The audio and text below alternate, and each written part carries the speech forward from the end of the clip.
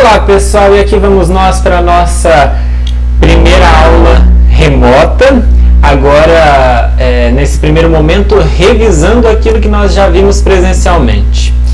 Como nós temos, já postei um vídeo anterior, esse curso de Cálculo Diferencial Integral 3 dos quinto semestre da matemática, ele é um curso que tem 76 aulas, das quais nós já cumprimos 20, portanto cerca de um quarto do curso já foi cumprido.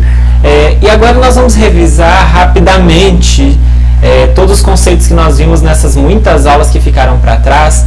Significa que é bastante conteúdo e essa aula certamente vai ser um pouco densa, mas vai servir para que você se lembre dos conceitos que ficaram para trás, conceitos que nós já vimos lá atrás, tá bom?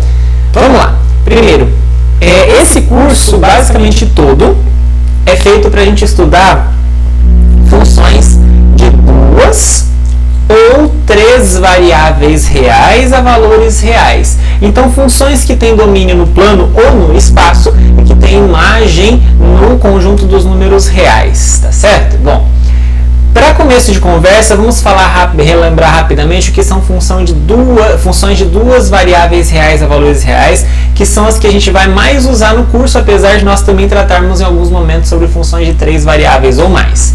Primeiro, nós vamos trabalhar então nesse primeiro momento com um conjunto do plano. Então nós temos o R2, que é o plano, então está aqui ó, o nosso plano cartesiano de x por y, e aqui então esse é o conjunto do R2, e aí aqui dentro a gente vai pegar um conjunto que a gente vai chamar de conjunto A. Qualquer, pode ser assim, ele pode ser todo R2, ele pode ser um círculo, um quadrado, algum conjunto de pontos soltos, enfim, não sei. Uma função, então, de duas variáveis reais a valores reais é uma função que sai desse conjunto e ela atinge o conjunto dos números reais. Então, ela sai do R2 e atinge os reais. Então, cada ponto xy aqui, ele é mandado pela função f num ponto z. E quem é esse z?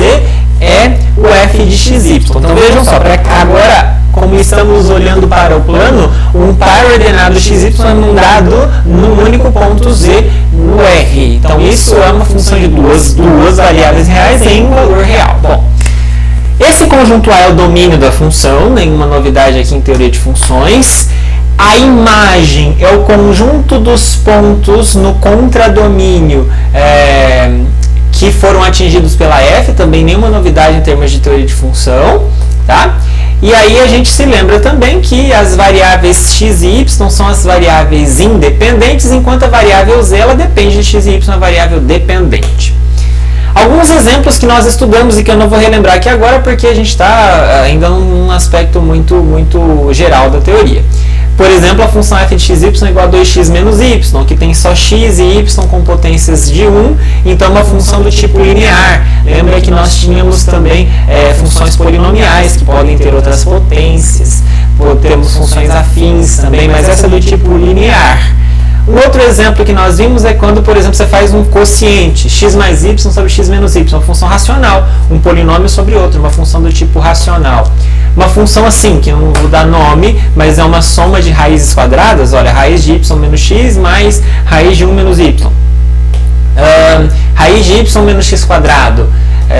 Enfim, e eu vou fazer só um aqui, um pouco mais detalhado, só para você perceber. Pega essa função f de xy igual a raiz quadrada de 1 menos x quadrado menos y quadrado.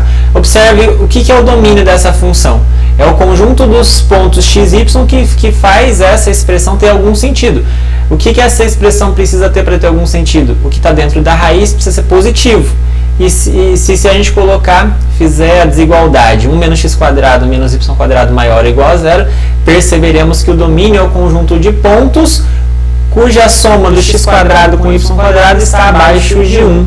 Então, nós podíamos, inclusive, fazer um desenho no plano, se nós quisermos, né? Nós podemos fazer um desenho no plano, tá lá o plano cartesiano normal, x por y, e aí esse conjunto de pontos é o conjunto de pontos de x por y que estão abaixo de 1 portanto é aquela circunferência, né? A circunferência de centro na origem e raio 1, essa circunferência é exatamente aquela que tem x² mais y² igual a 1 como equação. Só que nós queremos x² mais y² abaixo de 1, menor ou igual a 1. Significa então que o domínio da função é todo o círculo para dentro dessa circunferência. Esse é o domínio dessa função.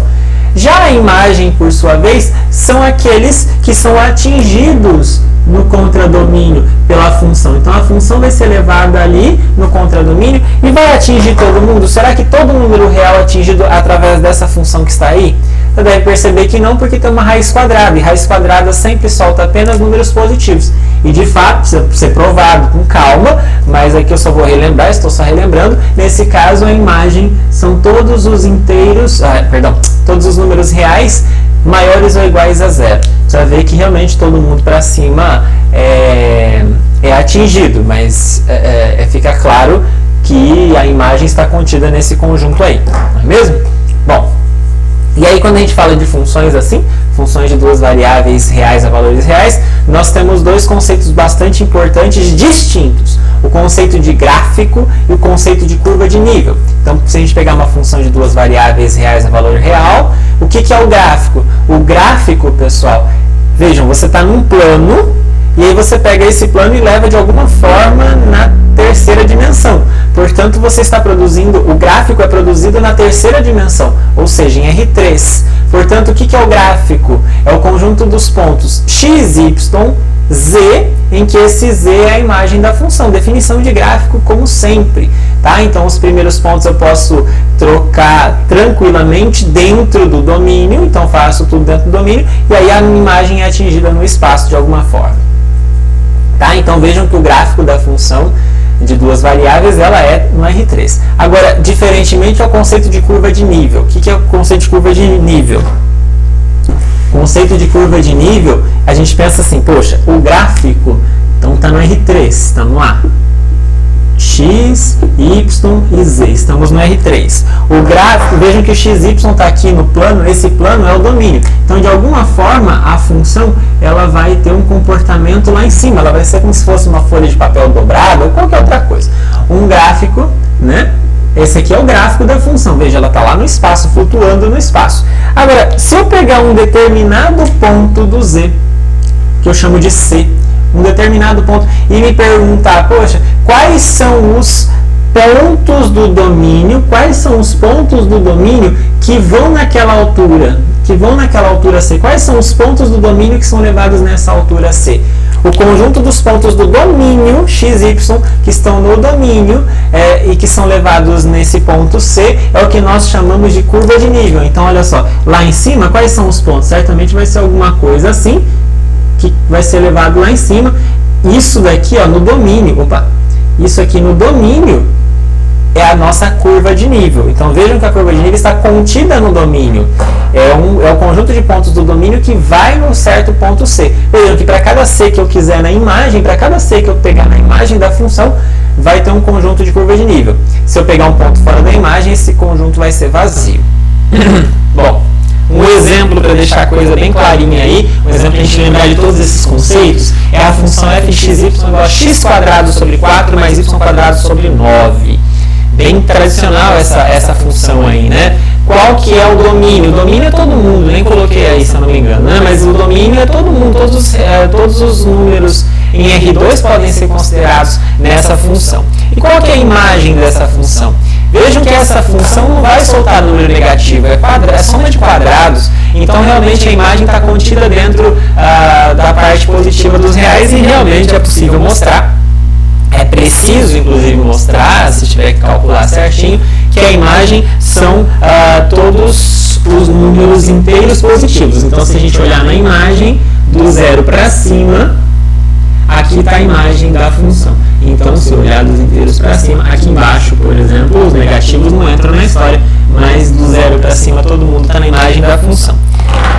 Por que eu fiz isso? Porque na hora da gente fazer a curva de nível, que eu vou lembrar aqui agora, a curva de nível pode ser feita para cada número na imagem. Então pega, por exemplo, C igual a 0, que é o primeiro ponto aqui. Quando a gente pegar um C igual a zero, o que vai acontecer? Vamos igualar a função a zero para ver. A gente iguala a função a zero, x² sobre 4 mais y² sobre 9 igual a zero. E aí a gente pode, por exemplo, isolar o x², fica menos 4y² sobre 9, esse P é o 9, eu acho que ficou muito louco, ele girou aí, mas é 9 aqui embaixo, né? E observem, quando é que x² vai dar menos alguma coisa positiva? Quando é que x² vai ser menos, esse aqui é positivo, né? Esse aqui é um 9, então 4y² sobre 9 é positivo. Quando é que x² vai dar menos alguma coisa? Quando o x² for zero apenas, não é? Então o x tem que ser zero, mas quando o x for zero, naturalmente o y também é zero. Portanto, a curva de nível C igual a zero é o ponto 0, 0. Curva de nível é só um ponto. Por que chama curva? É um ponto só. Nesse caso, foi um ponto só. É só a origem nesse nível. Lembrando, então, que a curva de nível está no plano, ela está dentro do domínio. Então, a origem 0, 0 é a curva de nível 0. A gente denota por N0, né? A curva de nível 0. Mas isso foi para o 0. Agora eu posso aumentar um pouquinho. Posso pegar no 1, por exemplo. No 1, C igual a 1. O que será que é a curva de nível? Qual será que é o conjunto de pontos no plano aqui que vai ser elevado no 1? Será que é só um ponto de novo? Bom, a gente iguala a função a 1 para ver. E aí igualar a função a 1, isso daí já é uma figura conhecida. Isso daí, observem só, é a equação da elipse. Que elipse? É a elipse, se a gente colocar o 4 como 2 ao quadrado e o 9 como 3 ao quadrado, essa elipse, ela tem semi-eixos batendo no 2 e no 3. Né? Então é aquela elipse que no x ela vai até o 2 e aqui até o menos 2, né? E na altura ela atinge a altura 3. Então olha só, essa elipse aqui, vou fazer rapidinho, pessoal, meio zoadinho, né? Mas essa elipse aqui, essa é a curva de nível 1. Então quando C igual a 1, todos os pontos nessa elipse são levados no 1 através da função. Podia pegar outros pontos, por exemplo, C igual a 4. Se eu igualar a função a 4 para descobrir qual é a curva de nível no 4, o que eu posso fazer? Esse 4 aqui eu posso passar ele dividindo. Ao passar ele dividindo, ele se junta ao denominador aqui embaixo. 4 vezes 2 ao quadrado, 4 vezes 9, que é 3 ao quadrado. E aí o 4 é 2 ao quadrado, então eu posso escrever isso aqui como 2 ao quadrado vezes 2 ao quadrado, que é 4 ao quadrado. E aqui também posso escrever 2 ao quadrado vezes 3 ao quadrado, que é 6 ao quadrado. Observem, de novo temos uma elipse. De novo temos uma elipse com semi-eixos batendo no 4 e no 6. Então observem que a curva de nível de novo deu uma elipse. Não dá para fazer nesse desenho, que já ficou ruim aqui, mas é uma elipse um pouco maior do que essa daqui, né? Por exemplo, eu coloquei essas três nessa figura aí, vejam. A curva de nível 0 está aqui, nível 1 está aqui, nível 4 está aqui. Claro que tem outros níveis, eu coloquei 0, 1, 4, mas poderia ter feito nível 2. Seria elipse, alguma elipse aqui no meio do caminho, poderia ter feito níveis maiores também. Bom, e o gráfico, hein? E o gráfico? Fiquem atentos, porque essa daqui é a curva de nível, mas o gráfico ele tem que estar no R3. Né? Então o gráfico ele tem que morar no R3. Então vamos lá, vamos colocar aqui os eixos X, Y e Z. E aí ao fazer isso, observem só, a imagem está do Z igual a 0 para cima, então não vai ter nada para baixo do gráfico, está tudo para cima. Bom, no nível 0 só dá um ponto. No nível 1 o que aconteceu? Deu uma elipse, não foi? No nível 4, jamais lá em cima, deu uma nova elipse maior. Não foi isso? Portanto, observem que se a gente fosse fazendo nível por nível, se eu colocasse um C qualquer, vocês vão perceber que na verdade isso ia ser sempre uma elipsezinha que ia crescendo. Então ia ser uma figura mais ou menos assim.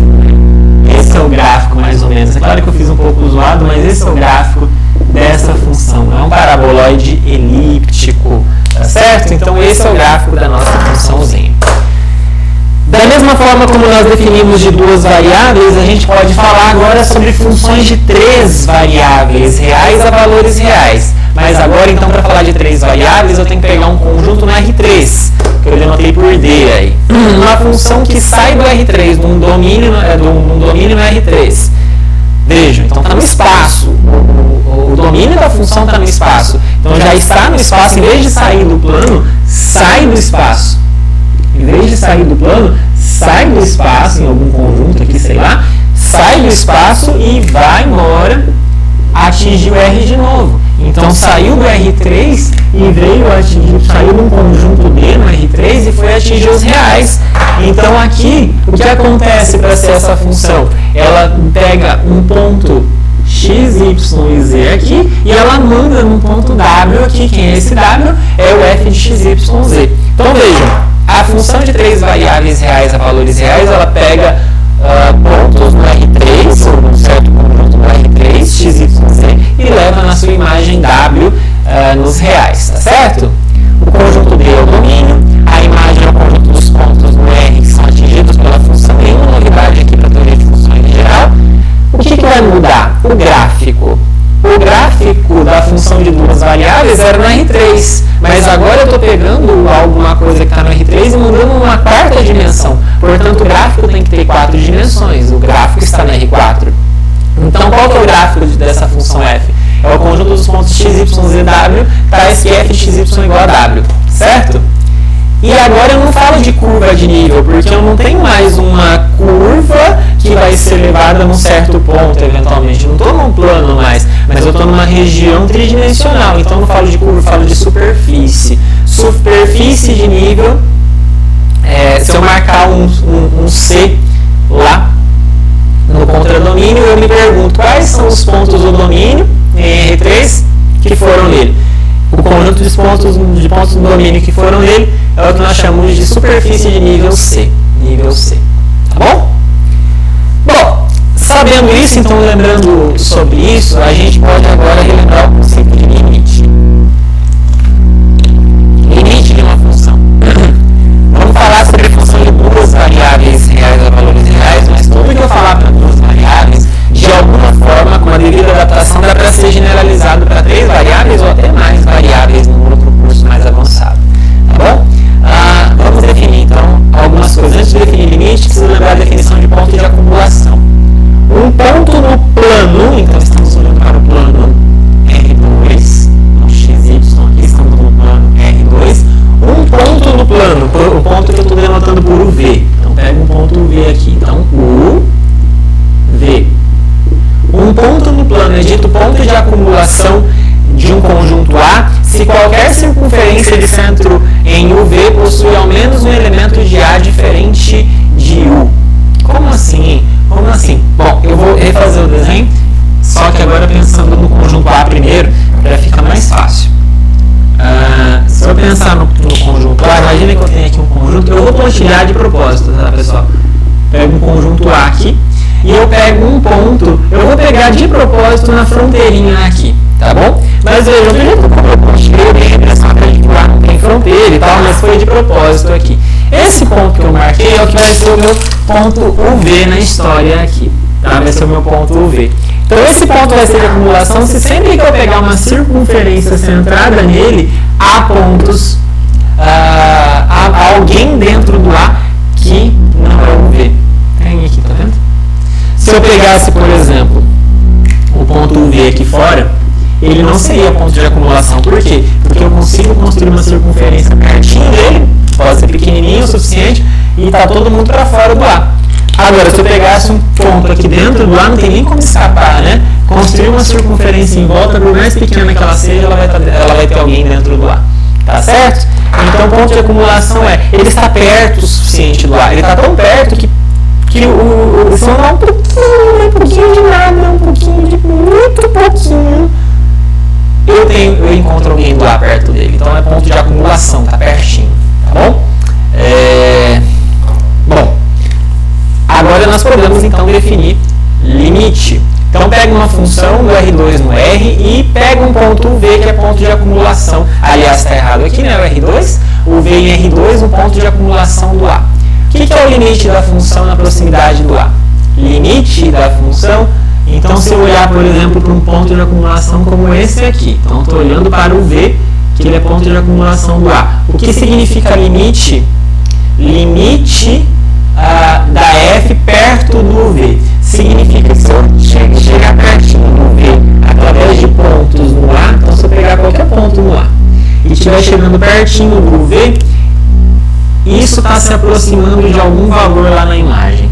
Eu estou chegando aqui pertinho, o f do xy está chegando pertinho de um certo L lá na imagem. Como é que a a gente diz isso? Com aquela nomenclatura toda, dado epsilon, existe um delta, tal, que para todo par dentro do A, se esse par estiver pertinho do V, a imagem desse par, a imagem de XY está pertinho de um certo L. Tá? É o que está escrito aí com essa linguagem toda. Tá? E aí a gente denota assim, esse é o limite, quando isso existir, quando esse número L existir, ele é o limite da função f de xy quando xy se aproxima de uv. Tá bom?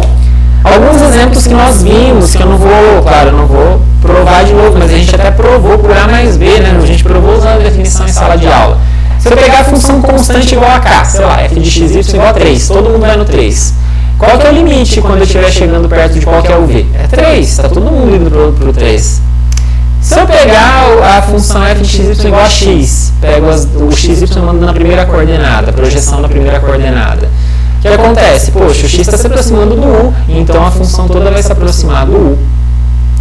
Só que se eu for pelo y, se eu for pela segunda coordenada, o y está se aproximando do v, então o limite vai dar v. Nem sempre o limite existe, né?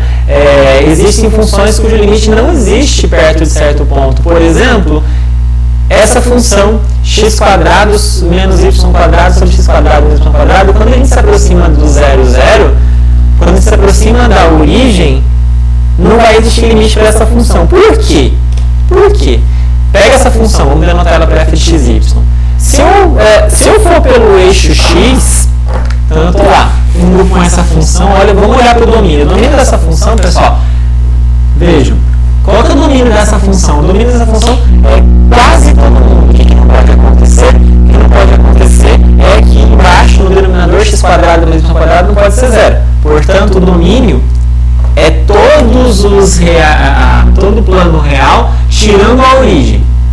Tirando a origem, tá certo? Eu só tiro o 0, 0 aqui.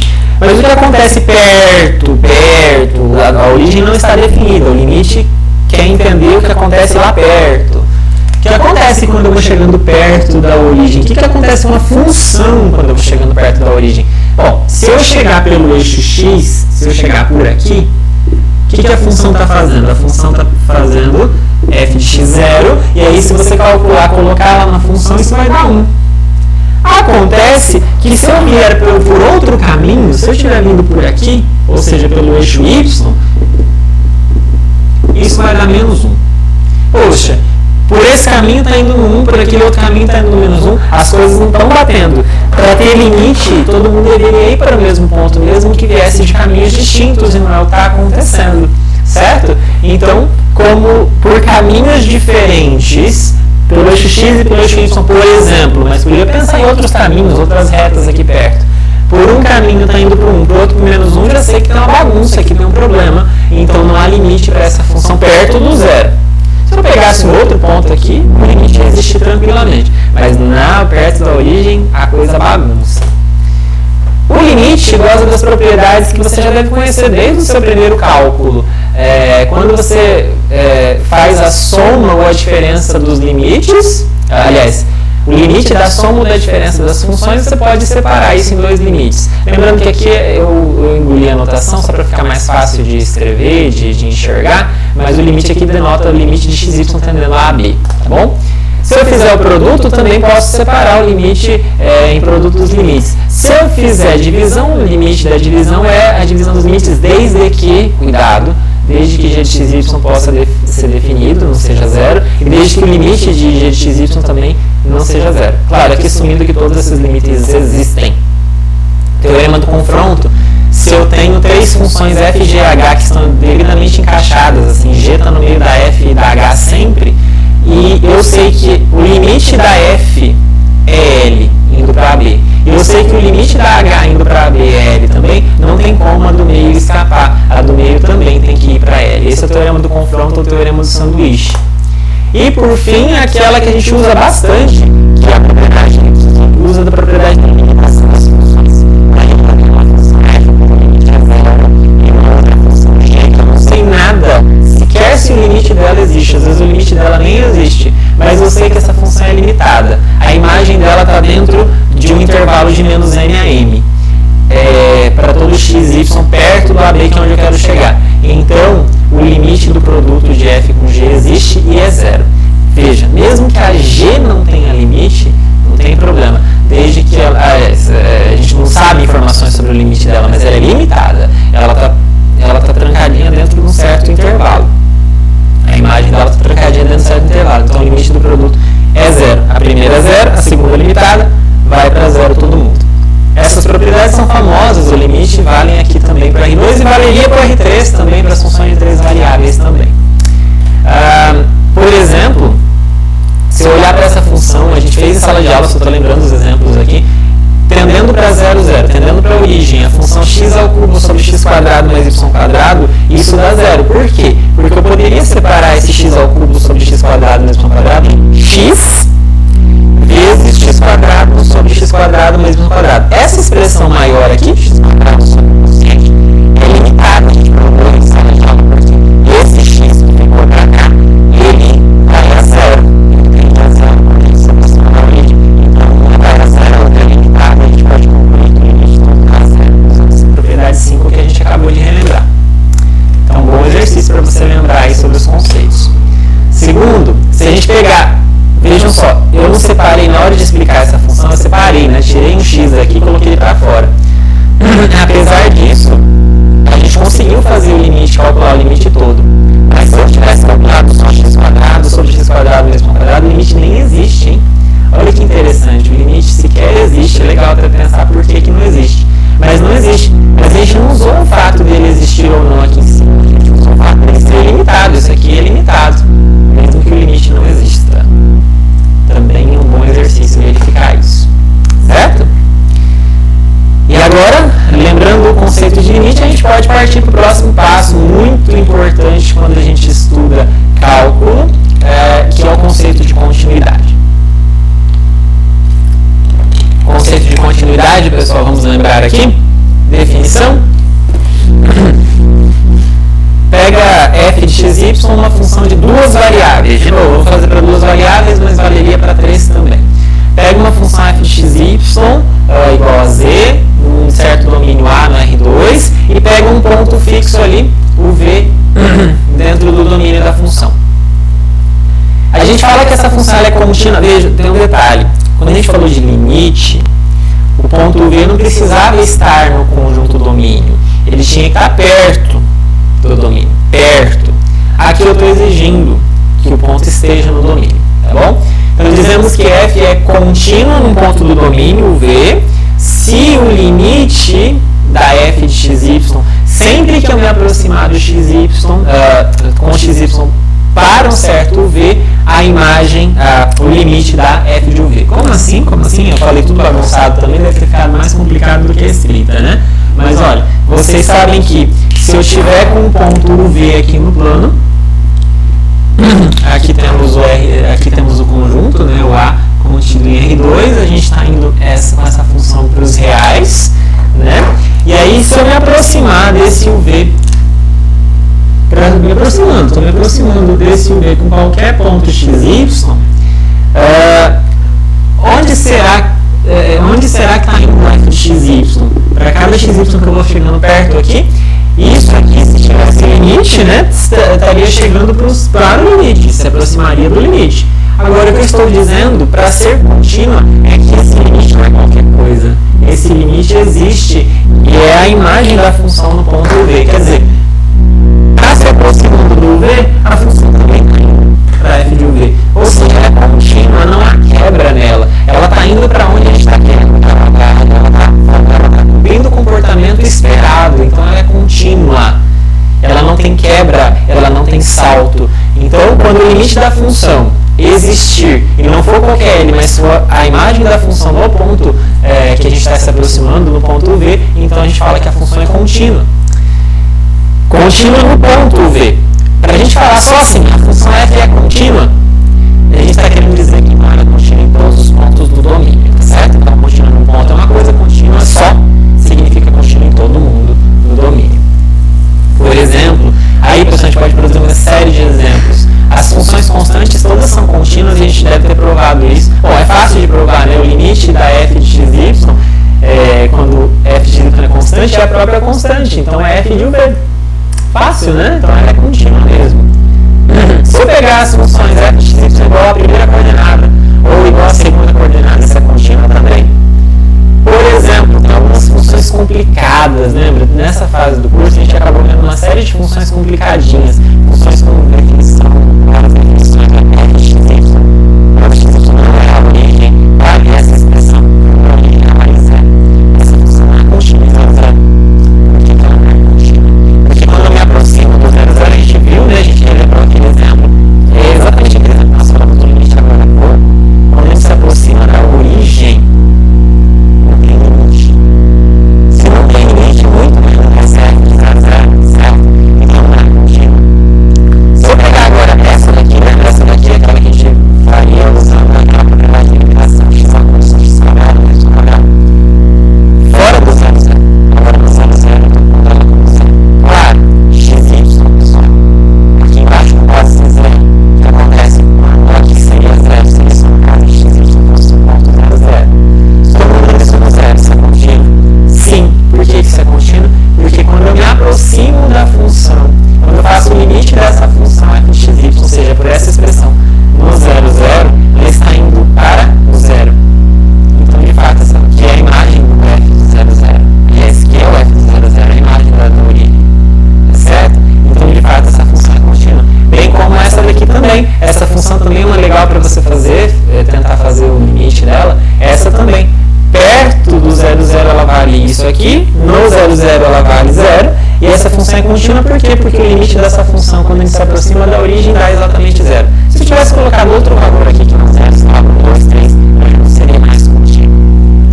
E essa daqui, por exemplo, que a gente também fez em sala de aula, f de x igual a x quadrado mais y quadrado mais 1, dentro da circunferência, ou melhor, dentro do círculo de raio 2, centrado na origem. E 0 fora. Poxa, essa função fora do círculo ela é contínua, dentro do círculo ela é contínua, mas na casquinha, na circunferência de centro 0, 0 e raio 2, os pontos acabam caminhando para valores diferentes do limite, portanto essa função não é contínua. Não é contínua nesses pontos aí da circunferência e, portanto, não é contínua no todo. Esses exemplos que eu falei e relembrei rapidamente são muito trabalhosos, né? Vale a pena dar uma revisada com calma neles. Eu sei que deve ter, inclusive, ficado confusa a minha fala, porque são exemplos um pouco mais rebuscadinhos, né? Mas nada extremamente complicado, só realmente fazer as contas novamente. Vamos lembrar alguns resultados sobre continuidade. Primeiro, pega duas funções que têm o mesmo domínio A. E essas duas funções eu peço também que elas sejam contínuas no ponto UV. Então, a soma delas, o produto delas e a divisão delas também são funções contínuas no UV. Claro, para falar de divisão, embaixo não pode dar 0, né? Então, vejam só, somar funções contínuas, subtrair funções contínuas, multiplicar funções contínuas, dividir funções contínuas, quando isso faz sentido, num certo ponto, são funções contínuas naquele mesmo ponto. Outra coisa, se eu pegar duas funções, agora domínios diferentes, eventualmente, uma função que está definida no A e uma função f, né, que está definida no A, e uma função g que está definida no B, desde que esse B contenha a imagem da f. Para que eu fiz essa exigência? Para poder falar de composta. Tá? Então, eu tenho, na verdade, olhando para o plano, eu tenho um conjunto A aqui, que é o domínio da f, e eu tenho outro conjunto B, também está na R2, eu vou até fazer diferente, eu vou fazer em outro pedaço aqui, é um outro conjunto B, só que eu faço uma exigência, que é esse B tem que conter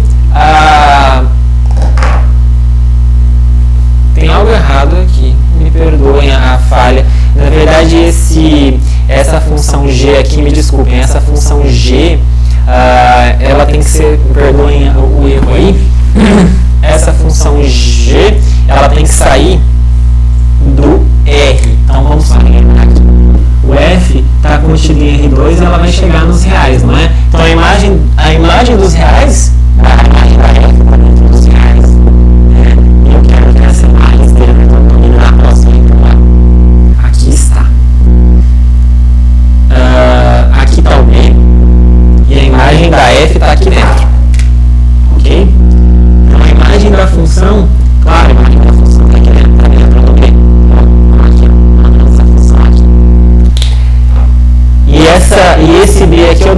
nova função g. Então fiquem atentos, a g não é em R2, mas é em R, tá bom? E aí quando eu fizer, se a f for contínua em UV, então eu peguei um ponto aqui em que ela é contínua, a função f, e eu peguei a função g de modo que na imagem f de UV, ela também, a g é contínua. Então eu posso falar da composição, e mais do que falar sobre a composição é contínua. Veja que a composição ela sai do R2, passa pelo R e vai cair no R de novo. Então a composição sai do R2 e chega no R, e ela é contínua.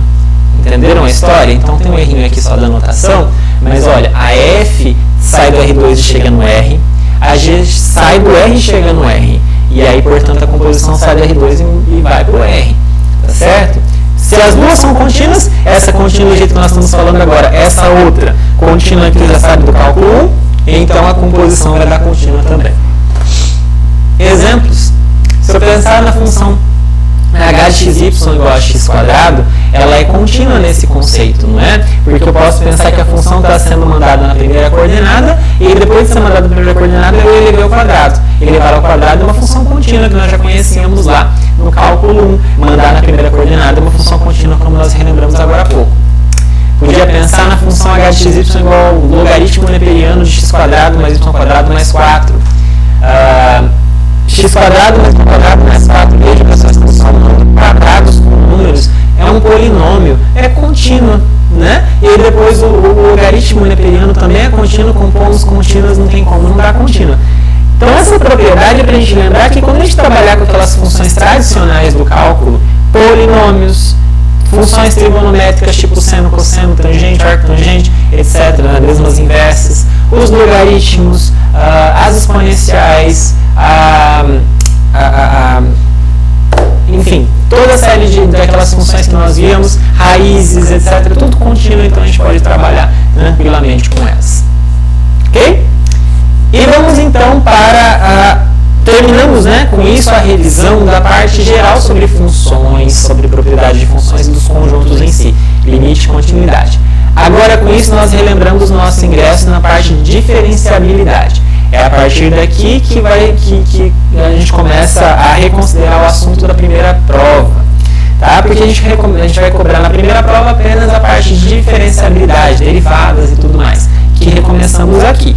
Todo o conceito anterior de funções, de limite e continuidade precisa estar na cabeça para a gente poder trabalhar bem com esses conceitos que vêm agora, né? Então, derivadas parciais, vamos lá.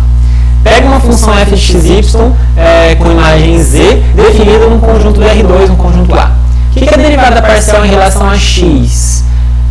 Derivada parcial em relação a x num ponto v do domínio, quando existir, é esse limite aqui. Olha, primeiro, a gente denota a derivada parcial de f com relação a x em uv, esse é o símbolo. E aí, o que significa isso? Significa o limite, veja, de x a u. É o limite lá do cálculo 1, quando a primeira coordenada está tendendo para u, certo? Então, nós pegamos a primeira coordenada aqui de onde a gente quer chegar, a primeira coordenada saindo para u, e o que é isso daqui? F de xv menos f de uv. Olha, x está se aproximando do u, v está intacto, x está se aproximando do u. Isso é a mesma coisa, pessoal, que a derivada lá do cálculo 1 de g de u, em que essa g é a função f de xz. Vejam, eu fixei a segunda coordenada. Ao fixar a segunda coordenada, isso deixa de ser uma função de duas variáveis e passa a ser uma função de uma variável só, a função do cálculo 1. Né? Então, derivar igual lá no cálculo 1, g' e calcular no u. Então, isso daqui, veja, derivada parcial em relação a x é derivar como no cálculo 1 apenas na coordenada x. Após blá blá blá, essa descrição toda, o que significa isso?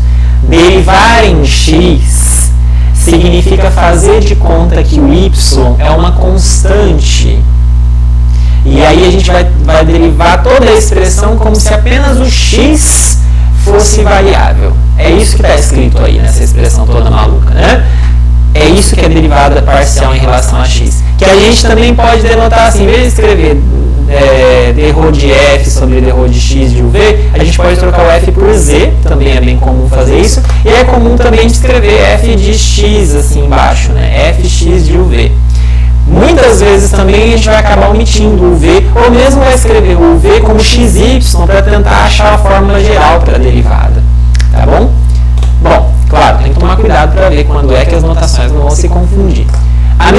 depois eu posso falar sobre derivada parcial em relação a y. O que é derivada parcial em relação a y no ponto V? É o limite de f de y menos f de v. Olha, agora quem está mexendo é o y que está se aproximando do v. Tá vendo? Sobre y menos v aqui. Isso é a mesma coisa que derivar uma função lá do cálculo, uma função dos reais nos reais, que fixa a primeira coordenada, substitui por um valor u fixo e permite que apenas a segunda variável mude. O que isso quer dizer? Derivada parcial de f em relação a y, em relação à segunda coordenada, significa que o x é como se fosse uma constante e o y você está com ela como variável. Então você vai derivar em y. O x faz de conta que o número está fixado ali. Outras notações, eu posso trocar o f por z e posso escrever f com yzinho pendurado. Tá bom? Por exemplo, vamos fazer um exemplo aqui. Se eu pegar a função f de xy igual a 2xy menos 4y, quem que é a derivada parcial de f com relação a x? Num xy qualquer, vejam, eu não coloquei número aqui, eu quis falar que era qualquer xy, eu quis escrever xy para lembrar de substituir por qualquer ponto. Bom, o que eu faço para derivar em x? Eu faço de conta que o y é constante. Então, olha só, 4y, se isso aqui é constante, na hora de derivar isso vai zerar. E se o y aqui é constante, então na hora de derivar é só o x que vai mexer. Isso aqui vai dar 2y. A gente deriva como no cálculo 1, mas agora o y era uma constante para a gente. Veja que ele pode aparecer na expressão final. Agora, o que é derivar a f em relação a y? Agora eu faço x constante. Então o y aqui vai mexer, vai ficar 2x. E aqui, pessoal, o y vai mexer, né? Então o derivar vai ficar menos 4. Então 2x menos 4. Tá certo? Então, a derivada parcial em relação a x é a expressão 2y. Veja que dá uma nova função de duas variáveis reais em um valor real. A derivada parcial de f em relação a y também deu a mesma coisa, deu uma nova função, 2x menos 4. Eu posso trocar esse xy por um ponto no R2 qualquer, tipo 2, 1. Troco o xy por 2, 1. Então, x é igual a 2y igual a 1. Então, o que eu faço? Qual que é a derivada parcial de f com relação a x no ponto 2, 1? Ora, eu venho na expressão aqui e substituo x por 2, y por 1. Vai dar 2 vezes y é 1, 2. Né? Eu poderia ter feito a mesma coisa. O que é calcular a derivada parcial de f em relação a y, mas aí trocando xy qualquer por 1.21. Onde tem x eu troco por 2, onde tem y eu troco por 1. Então fica 2 vezes 2 menos 4, 0. Ok? Então vejam, derivar as expressões me dá novas funções, são contínuas ou não é outra história, mas ao calcular em um determinado valor fixo, isso me dá um número. Ok? Olha, a gente fez uma série de exemplos, um monte de exemplos em sala de aula com derivada parcial de x e de y. E aí eu vou só lembrar para vocês quais que nós devemos ter feito para que você possa ver se você ainda lembra como faz, rapidinho aí fazer de cabeça, no papel, pausar o vídeo aí, tentar fazer de novo, ou mesmo consultar o seu material, o material que você eventualmente deve ter copiado. f de xy igual a 16 menos x quadrado menos y quadrado. Facinho de calcular a derivada parcial em x e a derivada parcial em y. f de xy igual a seno de x quadrado menos y quadrado. Vejam, aí nós temos até uma composição. Poxa, você sabe derivar a composição? Regra da cadeia? f de xy igual a raiz quadrada de x quadrado mais y quadrado menos 2. Também é uma composição de funções, também você deve fazer usando a regra da cadeia. f de xy igual a x quadrado sobre x quadrado mais y quadrado. Veja que essa função está definida em todo mundo, mas toma cuidado, ela não está definida na origem. Né? Não dá para derivar fora da origem. Essa daqui está definida em qualquer ponto do R2, só que ela está definida, tem uma definição dupla, então fora da origem ela vale isso, na origem ela vale 0. Também dá para derivar, mas aqui, pessoal, esse último exemplo, não sei se vocês se lembram, se vocês têm o material, essa última aí nós tivemos que derivar usando a definição de derivada parcial. Tá? Então a definição não é à toa, mas serve para exemplos, inclusive, mais complicadinhos como esse aqui. Nós falamos também sobre funções implícitas. O que é uma função implícita? A gente fala que uma função de duas variáveis em uma variável, uma função igual a gente está fazendo quase a aula toda, f de x igual a z, ela é dada implicitamente, ela é uma função implícita da equação g de xyz igual a 0 se, ao trocar o z pelo f de xy, isso continua se anulando. Isso sempre dá zero para qualquer xy no domínio da função. Ou seja, o f de xy faz com que qualquer ponto xy, f de xy, seja a solução dessa equação. Tá? Então, quando isso acontece, a gente fala que a função f de xy é dada implicitamente em função da expressão. É um tanto quanto complicado essa definição lendo assim, né? Mas olha, não é tão difícil quando a gente olhar. Por exemplo, observa essa expressão aqui. X² mais y² mais e² igual a 1. Isso é uma função? Isso não é uma função. Isso é uma equação, é uma igualdade que envolve 3 variáveis.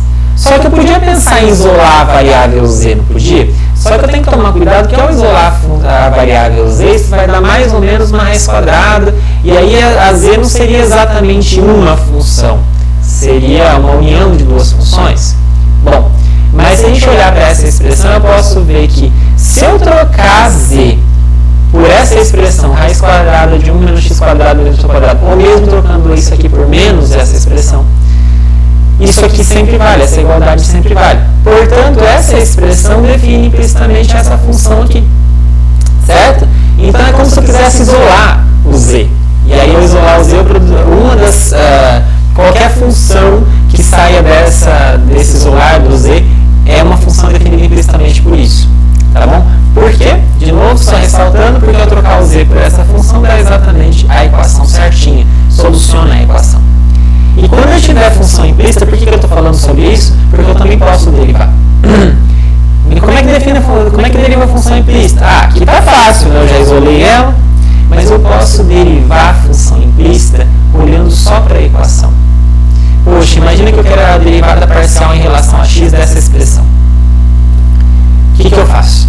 Bom, então está lá a expressão, x² vezes y² vezes e² igual a 1, e eu vou derivar em x. Opa, deu um saltinho aí, esquece a parte de baixo aqui. Deu um saltinho. Deriva em relação a x dos dois lados, tá certo? Ao derivar em x dos dois lados, eu posso separar essas somas. Qual que é a derivada de x²? 2x. Qual que é a derivada de y² em relação a x? Vejam só. O y e o x são duas variáveis independentes, o y não depende do x.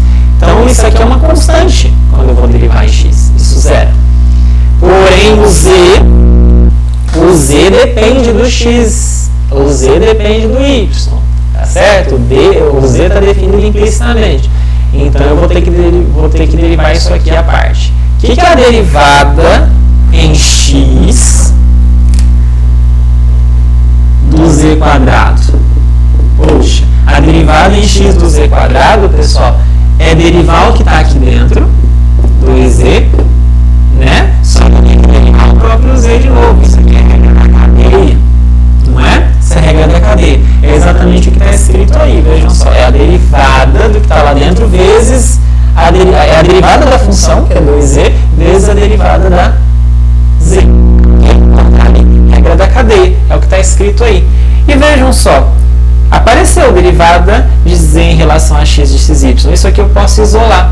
Ao isolar, o menos 2x vai para lá, fica menos x. O 2z foi dividindo. E aí, no fim das contas, deu menos x sobre z. Enquanto o z é essa função aqui, né? Que a gente já descobriu ao isolar. Raiz de 1 menos x² menos y². Portanto, observem só que legal. A derivada de z com relação a x é menos x sobre z. Apenas isso. Independente desse final aqui, é menos x sobre z. Veja, eu consigo derivar implicitamente. Eu sei que é complicado essa partezinha, um pouco mais complicadinha, essa parte de função implícita, né? Vai ser cobrada minimamente de vocês, mas é bom a gente ficar atento, porque a gente vai precisar desse conceito mais pra frente no curso, provavelmente. Para que servem as derivadas parciais? Para um monte de coisa, e isso vai ficar mais claro à medida em que nós vamos avançando no curso. Mas só para lembrar vocês, as derivadas parciais elas têm um significado geométrico muito forte. A derivada parcial em relação a x, ela é o coeficiente angular da reta que é tangente aos pontos que fixam a segunda coordenada. Ao passo que a derivada parcial em relação a y, ela é o coeficiente angular da reta tangente à curva que fixa a primeira coordenada.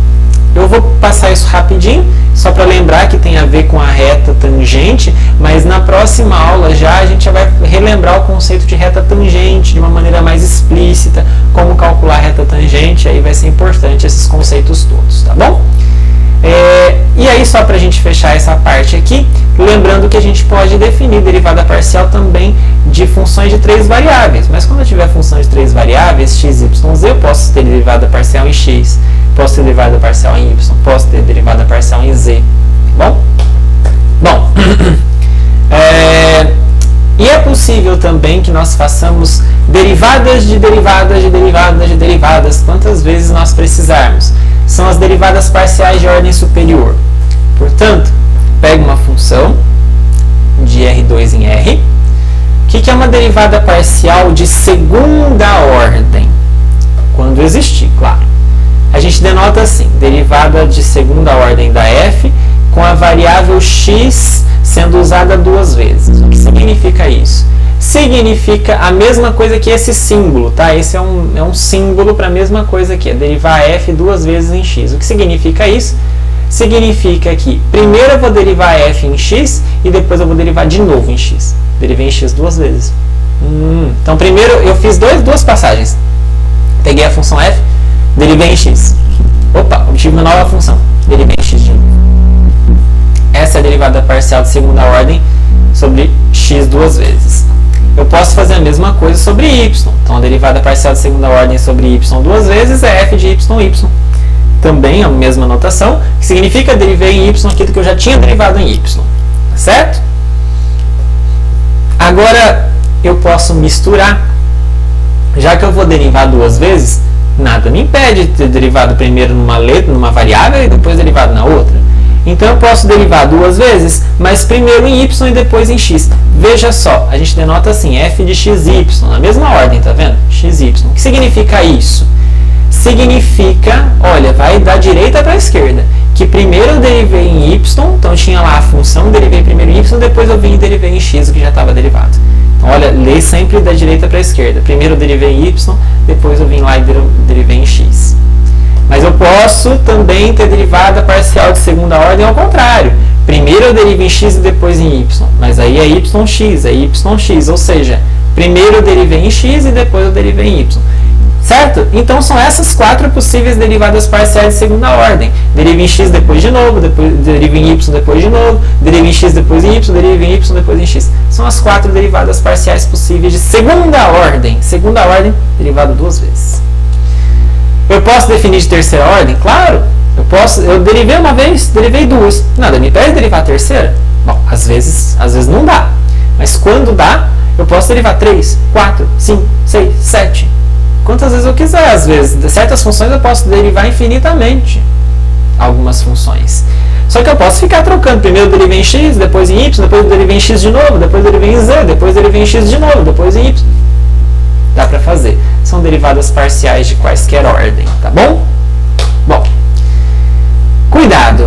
Apesar da gente ter uma impressão de que isso é verdade, de que a derivada parcial de segunda ordem em relação a x, em relação a y, é a mesma coisa que ter trocado a ordem, isso não é verdade. Então, se eu peguei uma função e eu derivei em y e depois em x, pode dar resultado diferente de ter derivado primeiro em x e depois em y. Por exemplo, essa função xy ao cubo sobre raiz quadrada de x quadrado menos y quadrado fora da origem e 0 na origem. Essa função não é tão trivial de mostrar, mas é possível mostrar que na origem a derivada parcial de x, derivada parcial de y está definida e dá 0, enquanto se eu trocar a ordem, derivar primeiro em x e depois em y, dá 1. Tá bom? Então nem sempre os valores são iguais. Os exemplos não são muito triviais, né? Mas nem sempre as derivadas parciais trocando a ordem são iguais. Quando é igual? Quando é igual? É para isso que eu vou caminhar agora nesse lembrete desse slidezinho aqui agora. Para lembrar isso, eu vou estabelecer um novo conceito, uma nova definição aqui que a gente já viu, só estou relembrando. Uma função de 2 variáveis, a gente fala que é de classe CN, se todas as derivadas parciais até a ordem n, o que significa isso? O que seria uma... bom, vamos lá. Uma função é de classe CN se todas as derivadas parciais de ordem até n dessa função existem e são contínuas. Seria uma função de classe C2. Significa que todas as derivadas até a ordem 2, derivada de ordem 1, derivada de ordem 2, ou seja, derivei uma vez, derivei duas, todas as funções produzidas reduzidas são contínuas. O que é uma função de classe C3? São as funções que você vai derivando até 3 vezes e todas as derivadas que você pode fazer existem são contínuas. Isso é uma função então de classe CN. Eu posso derivar N vezes todos os tipos possíveis e sempre existe a contínua. A gente fala que a função é de classe CN. Tá? Para isso, então, isso nos leva a um teorema da teoria de cálculo bastante importante, que é o teorema de Schwarz. Apesar de que eu não vou cobrar tanto de vocês isso neste curso, em termos de avaliação, mas é um resultado muito importante da teoria do cálculo. Se eu pegar uma função de classe C2, ou seja, as derivadas... primeiro, ela é uma função contínua, as derivadas primeiras, derivada em x, derivada em y, são contínuas, e as derivadas de segunda ordem todas são contínuas também. Então, nessas condições, todo mundo é derivado até a ordem 2, aí sim vale que se eu tiver derivado em y e depois em x, é a mesma coisa ter derivado primeiro em x e depois em y. Tá vendo? A gente não esperava isso. Quer dizer, derivou em x, depois em y, é a mesma coisa ter feito ao contrário. A gente não podia esperar isso, mas eu comentei com vocês que nem sempre vale. Poxa, mas o caso esperado é o caso bonitinho. E qual é o bonitinho aqui? O bonitinho é todo mundo até grau 2 é contínuo. Tá bom? Esse é o teorema de Schwarz, bastante importante. E para a gente fechar essa videoaula com o que a gente já viu no curso até aqui, vamos falar sobre o conceito de diferenciabilidade. Você deve lembrar da nossa última aula presencial de que não é muito trivial esse conceito. Vamos lá. Pega uma função de R2 em R e um ponto no domínio dessa função, o V. A gente fala que a função f ela é diferenciável nesse ponto V, diferenciável em UV, se acontecerem duas coisas. Primeiro, a primeira coisa, existem as derivadas parciais da função f em relação a x e em relação a y nesse ponto UV. Tá? Então, primeiro as derivadas parciais existem. Se não existir, não posso falar de diferenciável. Você está vendo que a palavra diferenciável tem muito a ver com derivável? Mas não é a mesma coisa. Pensar em derivável significa as derivadas existem, em x e y. Tá, esse é o primeiro passo. Mas tem um segundo passo. Tem que valer essa igualdade. O limite, quando eu pegar um ponto qualquer hk se aproximando da origem desta função aqui, f de u mais h, veja que o u é o nosso ponto fixado, v mais kv é o nosso ponto fixado, o h e k estão variando, menos f de uv, vejam isso é um número, menos a derivada em relação a x do uv vezes o h, menos a derivada de f com relação a y do uv vezes o k, dividido pelo tamanho do vetor hk, esse limite dá zero. Então a gente fala que uma função ela é diferenciável no ponto v, aqui não é d, é a. Então a gente fala que essa função é diferenciável se valem essas duas propriedades, ou seja, existem as derivadas parciais em relação a x e a y desse ponto v, e mais, vale esse limite gigante aqui. Quando em todos os pontos do domínio, em todos os pontos do domínio, a função for diferenciável, a gente precisa ficar falando que ela é diferenciável em todos os pontos, a gente só simplesmente fala que f é diferenciável. Portanto, o que é uma função diferenciável? Uma função que é diferenciável em todos os pontos do domínio. O que é uma função diferenciável em um ponto? Ela tem as derivadas parciais dela em relação a x e a y e vale o limite aqui. Esse limite, pessoal, no primeiro momento ele é muito estranho, mas a gente vai interpretar isso melhor nas próximas aulas. Esse limite, pessoal, essa coisa enorme aqui, significa que perto do ponto V há um plano. Plano que se aproxima do gráfico da função. É um conceito similar à derivação lá no cálculo 1, que perto de uma curva derivável teria uma reta tangente. Aqui é mais ou menos assim. Você tem lá uma superfície, você tem lá o gráfico da função, e perto do ponto V você consegue estabelecer um plano tangente que é muito parecido, ali pertinho, muito parecido com a superfície. Tá bom? E aí a gente tem um resultado muito importante, porque esse resultado, essa definição em particular foi feita para generalizar o conceito de, lá no cálculo 1, nós tínhamos que toda função derivável é contínua. Aqui não. Derivável significaria ter as derivadas parciais apenas. Só ter as derivadas parciais não implica função contínua. Mas se a função é diferenciável, ou seja, tem as derivadas parciais, mas vale essa igualdade do limite também, aí sim. Se ela é diferenciável, então ela é contínua. Certo? Lá no cálculo 1, derivável implica contínua. Aqui, diferenciável implica contínua. Tá bom? Lá no cálculo 1, diferenciável e derivável eram sinônimos. Aqui não. E aí dá uma procurada no seu caderno, no seu material de estudo, em outras coisas, ou mesmo tenta fazer de novo os exemplos que nós vimos. f de xy igual a x quadrado y é diferenciável. É um exemplo de função diferenciável. A gente mostrou isso no braço, pessoal. A gente mostrou que o limite valia. Lembra? Ele é bem legal isso aí. Né? Dá trabalho, mas é bem legal. Essa função é um exemplo de função diferenciável. Agora, olha para essa função aqui. 2xy² sobre raiz quadrada de x² menos 1/4 fora da origem e 0 na origem. É possível mostrar que essa função não é contínua. Ora, lembra que eu falei agora há pouco no teorema? Diferenciável implica contínua? Ué, não é contínua, implica então que não é diferenciável. A gente faz a volta, a recíproca disso, a contra-recíproca disso nos diz então que não contínua implica em não diferenciável. Portanto, essa função é um exemplo de função que não é diferenciável. Certo? Existem funções não diferenciáveis. Significaria que perto da origem o comportamento da função não é legal. Não, a gente não consegue aproximar o gráfico da função por um plano. E aí nós temos um teorema, um resultado que nos agiliza, porque aquela definição de diferenciabilidade é um tanto quanto complicada. E a gente tem que olhar para funções e tentar ver de uma maneira mais clara quando que ela é diferenciável. Então, se eu pegar uma função de duas variáveis e um ponto no domínio, caso as derivadas parciais existam, a gente sabe que só as derivadas parciais existirem não é suficiente para ser diferenciável. Tem que ter aquele passo daquela expressão 2 lá, né?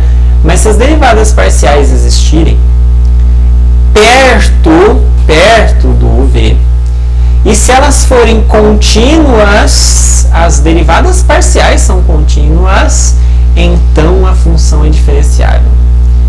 Vejam, eu não falei que se a função é contínua, então ela é diferenciável. Não falei. Toma cuidado com o que eu estou dizendo, pessoal. O que a gente demonstrou agora há pouco, que f diferenciável implica f contínua. É o que a gente acabou de ver agora há pouco, relembrar agora há pouco no teorema. A volta vale? Não é isso. Mas esse teorema fala algo similar.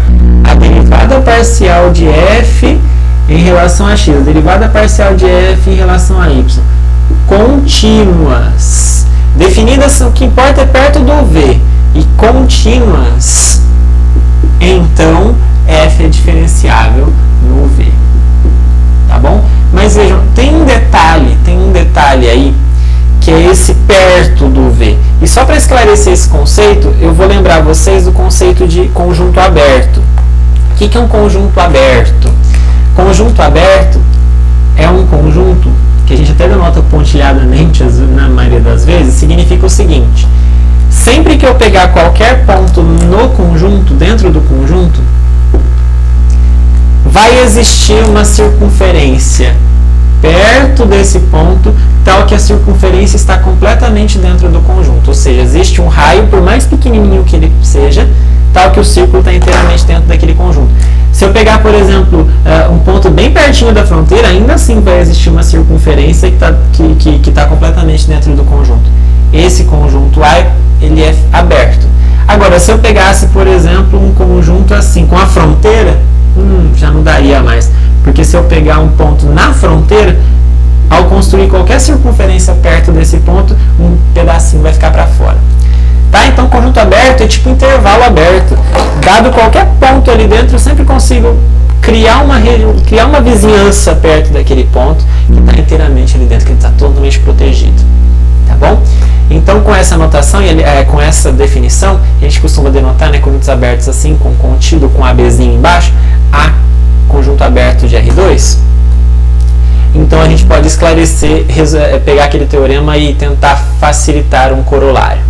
Então pega uma função, só que agora o domínio não é qualquer coisa, o domínio não é um círculo fechado, o domínio não é um quadrado fechado, o domínio é um conjunto aberto, sem fronteira, por exemplo. Ou o próprio R2 todo, pode ser todo o R2 também, o R2 todo é um conjunto aberto. Então, se essa função for uma função de classe C1, o que é classe C1 mesmo? Classe C1 significa que as derivadas de ordem 1, ou seja, derivada em x e derivada em y, existem e são contínuas.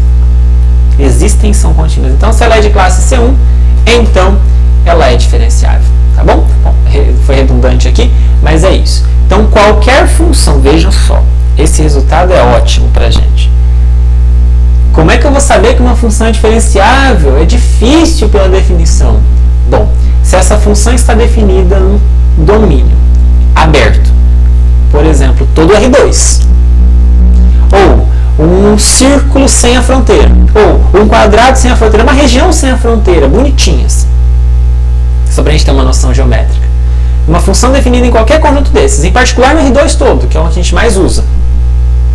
E essa função, se ela tiver as derivadas parciais de ordem 1 contínuas, ela mesma também é uma função contínua. Então a função f é contínua, a derivada em x é contínua, a derivada em y é contínua, pronto, acabou, a função é diferenciável. A gente vai precisar bastante do conceito de ser diferenciável.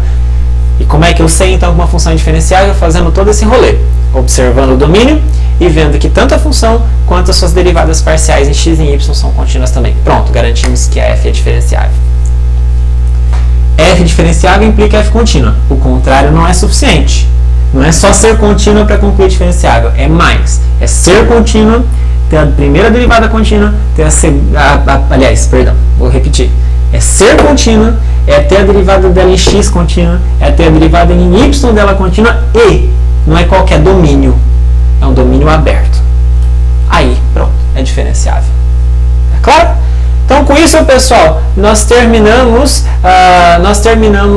essa aula de revisão comprida. Você deve estar com o cabelo em pé já de assistir essa aula toda. Comprida, porque a gente viu muita coisa, né? Já foi um quarto do curso, então realmente é muita coisa, é muito conceito, é muita teoria. Mas espero que esse vídeo te ajude a resgatar todos esses conceitos para que nas próximas semanas a gente já ingresse com assuntos novos e a gente consiga se virar bem com os conceitos novos, tá bom? Bons estudos a todos e até a próxima!